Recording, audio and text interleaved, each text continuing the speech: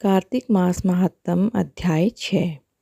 नारद जी बोले, जब 2 घड़ी रात बाकी रहे तब तुलसी की मृत्तिका, वस्त्र और कलश लेकर जलाशय पर जाएं। कार्तिक में जहाँ कहीं भी हो जलाशय में स्नान करें। गर्म जल की अपेक्षा ठंडे जल से स्नान करने से 10 गुना पुण्य प्राप्त होता है।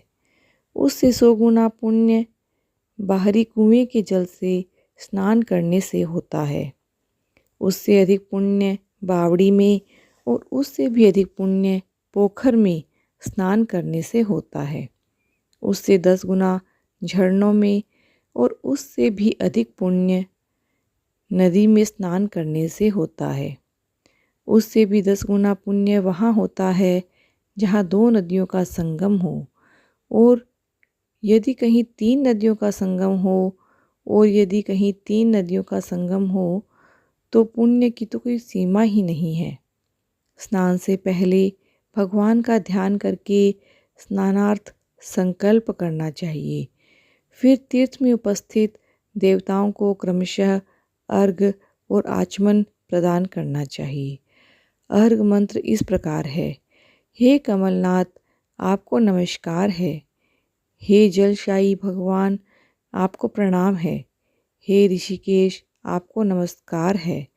मेरे दिए अर्घ्य को आप ग्रहण करें। बैकुंठ, प्रयाग और बद्रिकाश्रम में जहाँ कहीं भगवान विष्णु गए वहाँ उन्होंने 3 प्रकार से अपना पांव रखा था। वहाँ पर ऋषि वेद यज्ञों सहित सभी देवता मेरी रक्षा करते रहें। हे जनार्दन, हे दामोदर, हे देवेश, आपको प्रसन्न करने हेतु मैं कार्तिक मास में विधि विधान से ब्रह्म मुहूर्त में स्नान कर रहा हूँ। आपकी कृपा से मेरे सभी पापों का नाश हो।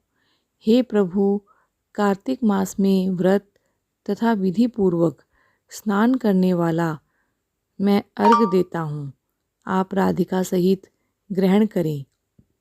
हे कृष्ण, हे बलशाली राक्षसों का संहार करने वाले भगवान, हे पापों का नाश करने वाले, कार्तिक मास में प्रतिदिन दिए हुए मेरे इस अर्घ्य द्वारा कार्तिक स्नान का व्रत करने वाला फल मुझे प्राप्त हो।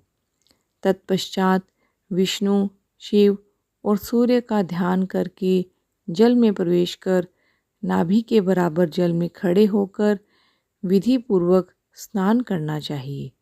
गृहस्थी को तिल और आंवले का चूर्ण लगाकर, विधवा स्त्री और यति को तुलसी की जड़ की मिट्टी लगाकर स्नान करना चाहिए। सप्तमी, अमावस्या, नवमी, त्रयोदशी, द्वितीया, दशमी आदि तिथियों को आंवला और तिल से स्नान करना वर्जित है। स्नान करते हुए निम्न शब्दों का उच्चारण करना चाहिए: जिस भक्तिभाव से भगवान ने देवताओं के कार्य के लिए 3 प्रकार का रूप धारण किया था, वही पापों का नाश करने वाले भगवान विष्णु अपनी कृपा से मुझे पवित्र बनाए। जो अमनुष्य भगवान विष्णु की आज्ञा से कार्तिक व्रत करता है, उसकी इंद्र आदि सभी देवता रक्षा करते हैं। अदिति आदि सभी नारियां, यज्ञ, सिद्ध, सर्प और समस्त औषधियाँ और तीनों लोकों के पहाड़ मुझे पवित्र करें। इस प्रकार कहकर स्नान करने के बाद मनुष्य को हाथ में पवित्री धारण करके देवता, ऋषि, मनुष्यों और पितरों का विधि पूर्वक तर्पण करना चाहिए। तर्पण करते समय तर्पण में जितने तिल रहते हैं उतने वर्ष पर्यंत वृत्ति के पितृगण स्वर्ग में वास करते हैं।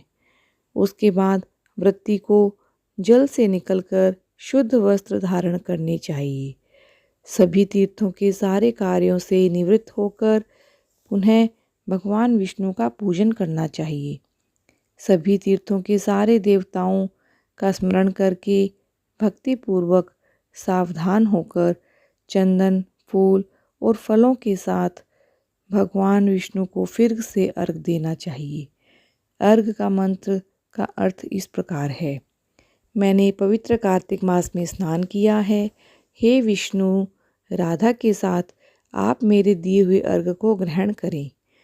तत्पश्चात चंदन, फूल और तांबुल आदि से वेद पाठी ब्राह्मणों का श्रद्धापूर्वक पूजन करें और बारंबार नमस्कार करें। ब्राह्मणों के दाएं पांव में तीर्थों का वास होता है, मुंह में वेद और समस्त अंगों में देवताओं का वास होता है। अपने कल्याण की इच्छा रखने वाले मनुष्य को इनका न तो अपमान करना चाहिए और न ही इनका विरोध करना चाहिए। फिर एकाग्रचित्त होकर भगवान विष्णु की प्रिय तुलसी जी की पूजा करनी चाहिए। उनकी परिक्रमा करके उनको प्रणाम करना चाहिए।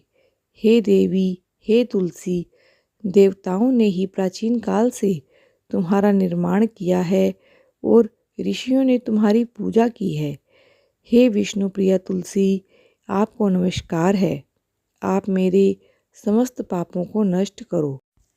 इस प्रकार जो मनुष्य भक्तिपूर्वक कार्तिक व्रत का अनुष्ठान करते हैं, वे संसार के दुखों का भोग करते हुए अंत में मोक्ष को प्राप्त करते हैं। हरे कृष्णा।